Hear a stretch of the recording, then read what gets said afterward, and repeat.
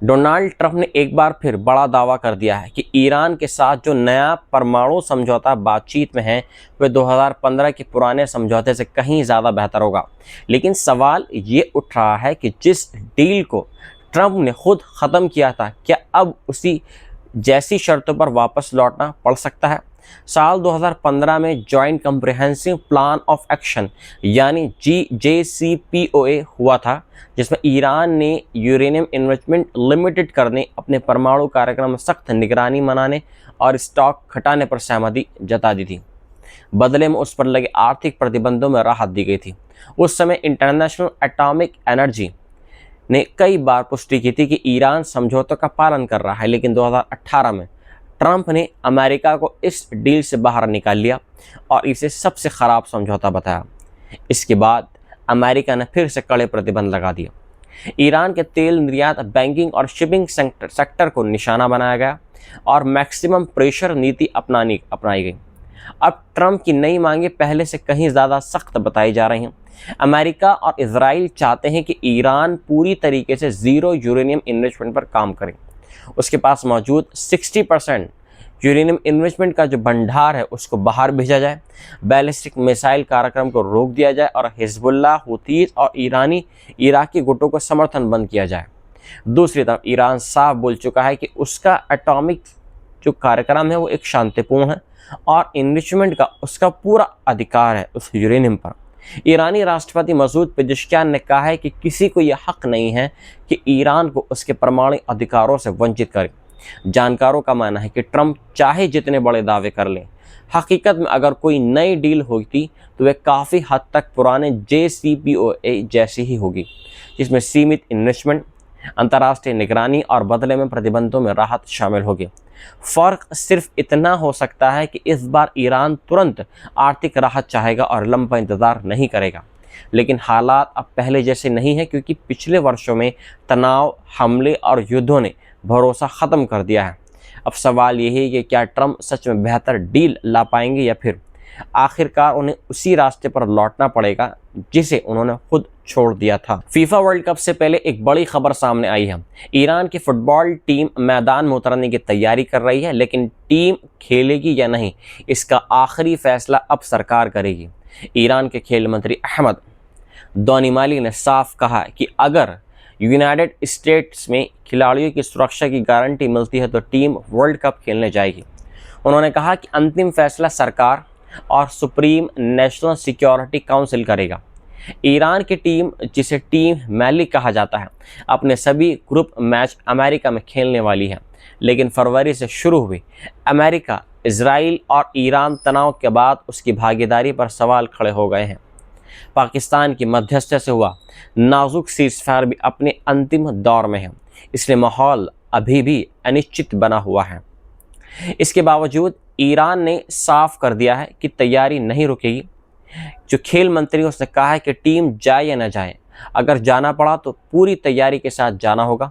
Iran football federation ने पहले FIFA से मांग की थी कि उनके मैच अमेरिका से बाहर कराए जाएं, लेकिन फीफा ने शेड्यूल बदलने से इनकार कर दिया। फीफा अध्यक्ष गियानी इन्फेंटिनो ने कहा कि उन्हें पूरा भरोसा है कि ईरान वर्ल्ड कप खेलेगा। उन्होंने साफ अल्फाजों में कहा है कि ईरान को आना ही होगा। उन्होंने क्वालिफाई किया है और खिलाड़ी खेलना चाहते हैं। हालांकि अमेरिकी राष्ट्रपति डोनाल्ड ट्रंप पहले कह चुके हैं कि सुरक्षा कारणों से ईरान का आना उचित नहीं होगा। ईरान अब 10 मई से ट्रेनिंग कैंप शुरू करने जा रहा है, जो 1 हफ्ते से ज़्यादा चलेगा। टीम के पहले मैच फीफा वर्ल्ड कप 2026 में न्यूजीलैंड से 15 जून को लॉस एंजलिस में होंगे। फिर 21 जून को बेल्जियम से मुकाबला होगा और 26 जून को इजिप्ट से सेटल में टकराव होगा। यानी अब दुनिया की नज़र सिर्फ फुटबॉल पर नहीं, बल्कि इस बात पर भी है कि क्या राजनीति और तनाव खेल पर भारी पड़ेंगे या टीम मैली या ईरानी टीम मैदान में उतरकर एक नया हिस्ट्री लिखेगी। इजराइल से एक ऐसी खबर सामने आई है जिसने पूरी दुनिया में नई बहस को छेड़ दिया है। जिस शख्स का नाम गजा में फ़लस्तीनी घरों को बुलडोज़र से मिटाने के साथ जुड़ गया, उसी रब्बी अब्राहम अरबीव को अब इजराइल के राष्ट्रीय स्वतंत्रता दिवस समारोह में मशाल जलाने का सम्मान दिया जा रहा है। ये समारोह हर साल 21 अप्रैल को होता है, जिसमें 1948 में इज़राइल की स्थापना को मनाया जाता है, जबकि फ़िलिस्तीनियों के लिए यही दिन नक़बा यानी तबाही और बड़े विस्थापन का प्रतीक माना जाता है। इस साल दक्षिणपंथी मंत्री मिरी रेगेव ने जारबीव को मशाल जलाने वालों में चुना है। बताया जाता है कि जारबीव वेस्ट बैंक की अवैध बस्ती एरियल में रिबिनिकल कोर्ट जज हैं और ख़ुद बैत अल में रहते हैं, जहाँ उनके घर को लेकर भी विवाद है। गज़ा युद्ध के दौरान जारबीव एक D9 बुलडोज़र ऑपरेटर के तौर पर तैनात रहे हैं और उन्होंने खुद कई वीडियो जारी की हैं जिनमें फ़िलिस्तीनी मकानों को गिराते नजर आए हैं। कुछ वीडियोज़ में वे धार्मिक पाठ पढ़ते हुए शाफर बजाते हुए घरों को तोड़ते दिखाई दिए हैं। एक वीडियो में उन्होंने कहा था कि तुम्हारे पास कुछ नहीं बचेगा, हम तुम्हें बिल्कुल प्लेन और समतल कर देंगे। एक इंटरव्यू में उन्होंने ये भी दावा किया था कि वे औसतन हर हफ्ते 50 घर गिरा रहे हैं और बुलडोज़र को एक काला दिन बताया है, बुलडोजिंग को एक कला बताया है। इतना ही नहीं, हाल के दिनों में दक्षिणी लेबनान में भी घर तोड़ने की फुटेज सामने आई है।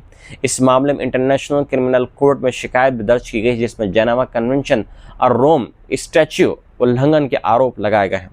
इजरायली अखबार हैरेट्स ने कड़ी टिप्पणी करते हुए लिखा है कि जिस देश ने गज़ा को तबाह करने वाले व्यक्ति को सम्मान दिया है, वो दुनिया को बता रहा है कि यही उसके मूल्य हैं। अखबार ने कहा है कि गज़ा पर जो हुआ वह एक ऐसा दाग है जो मिट नहीं सकता। यानी अब ये सिर्फ एक समारोह नहीं, बल्कि इजराइल की छवि, राजनीति और नैतिक शिक्षा पर उठता बड़ा सवाल बन चुका है। अमेरिका और ईरान के बीच सीज़फायर ख़त्म होने से ठीक पहले हिंद महासागर में ऐसा कदम उठा है जिसने पूरी दुनिया की नज़रें इस इलाके पर टिका दी हैं। अमेरिकी फ़ौज ने एक बड़े ऑयल टैंकर को रोककर अपने कब्ज़े में ले लिया है और दावा ये किया है कि ये जहाज़ ईरानी कच्चा तेल तस्करी के ज़रिए ले जाया जा रहा था। पेंटागन के मुताबिक MT तिफानी नाम के इस टैंकर पर रातों रात ऑपरेशन किया गया। जहाज़ पर मिलिट्री ने चढ़ाई कर दी और बिना किसी टकराव के इसे अमेरिकन मिलिट्री ने अपने कंट्रोल में ले लिया। बताया जा रहा है कि ये कार्रवाई हिंद महासागर के उस हिस्से में हुई है जो अमेरिका के इंडो पैसिफिक कमांड के दायरे में आता है। अमेरिकी अधिकारियों का कहना है कि उनका मकसद उन सभी जहाज़ों को रोकना है जो ईरान को आर्थिक मदद पहुंचा रहे हैं, चाहे वो दुनिया के किसी भी समुद्र में क्यों ना हो। खबरों के मुताबिक ये टैंकर बंगाल की खाड़ी के इलाके में पकड़ा गया है, यानी भारत और दक्षिण पूर्वी एशिया के बीच का अहम समुद्री रास्ता, जहां से दुनिया का बड़ा व्यापार गुजरता है। जहाज़ पर करीब 20 लाख बैरल तेल होने की बात कही जा रही है, जो ईरान के खार्ग आइसलैंड से लादा गया था। ये वही इलाका है जहां से ईरान अपना बड़ा तेल निर्यात करता है।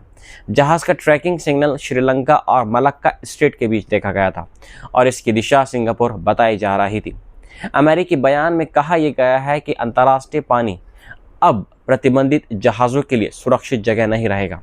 दूसरी तरफ ईरान ने इस कार्रवाई को खुली समुद्री डकैती और सरकारी आतंकवाद करार दिया है।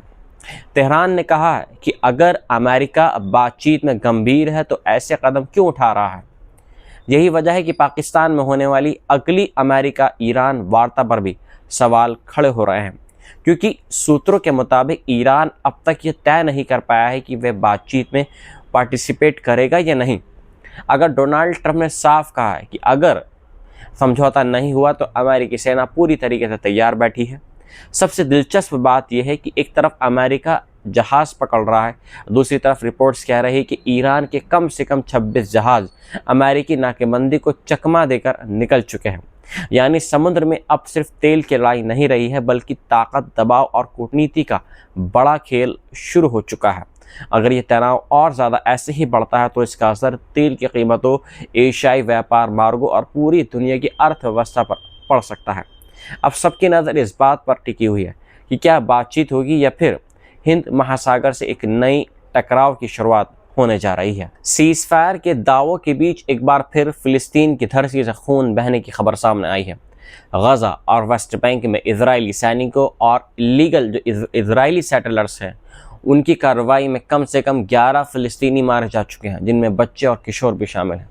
गज़ा में 7 लोगों की जान चली गई है, जबकि कई लोग घायल बताए गए हैं। खान यूनुस के पास 3 फ़िलिस्तीनी मारे गए हैं, जिनमें एक ऐसा शख्स भी था जिसकी हाल ही में शादी हुई थी। इसके बाद ड्रोन हमले में एक और व्यक्ति की मौत बताई गई है। उत्तरी गजा के बैत लहिया इलाके में विस्थापित परिवारों के टेंट पर इजरायली नौसेना की गोलीबारी हुई है, जिसमें एक फ़िलिस्तीनी महिला मारी गई है। जबालिया कैंप से दिल दहला देने वाली तस्वीर सामने आई है, जहां अब्दुल्लाह दवास नाम के बच्चे को दफनाया गया, जिसकी सिर में गोली लगने से 10 दिन बाद उसकी मौत हो गई। गजा सिटी के जैतून इलाके में लोगों के एक समूह पर हमले में एक और शख्स मारा गया है और कई इसमें घायल बताए गए हैं। शुजाइया इलाके में ड्रोन से विस्फोटक गिराकर टेंटों में आग लगा दी गई है। स्थानीय रिपोर्ट्स के मुताबिक इजरायली हमले में कम से कम कई अफराद इसमें हलाक हुए हैं और हमले कम होने का नाम ही नहीं ले रहे हैं, बल्कि लगातार दहशत और तबाही बढ़ रही है। गजा स्वास्थ्य मंत्रालय का कहना है कि अक्टूबर में घोषित सीज़फायर के बाद भी अब तक 784 फ़िलिस्तीनी मारे जा चुके हैं और 2200 के आसपास लोग इसमें घायल हो चुके हैं, जबकि मलबे से 761 लाशें भी निकाली गई हैं।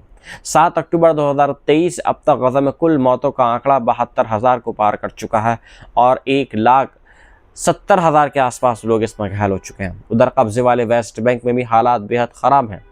मंगलवार को 4 फ़िलिस्तीनी मारे गए हैं, जिनमें 2 लोग रमल्ला के पास अल मुगय्यर इलाके में इजरायली सेटलर्स के हमले में मारे गए हैं। 14 साल का छात्र औस हमद अल नसान और 32 साल के जिहाद अबू नईम को गोली मार दी गई है। रिपोर्ट्स कहती है कि मंगलवार हमलावर बस इजरायली सेटलर्स ने स्कूल वो गए और वहाँ पर उन्होंने उस बच्चे को मार दिया। इजरायली सैनिक उन्हें सुरक्षा दे रहे थे। हिब्रोन में 16 साल के मोहम्मद अल जबरी की मौत उस समय हो गई जब इजरायली मंत्री के काफिले की गाड़ी ने उसे कुचल दिया। वह सुबह स्कूल जा रहा था। जेनिन कैंप में भी एक 49 साल की महिला की मौत हो गई, जिसे पहले इजरायली रेड के दौरान गोली लगी थी।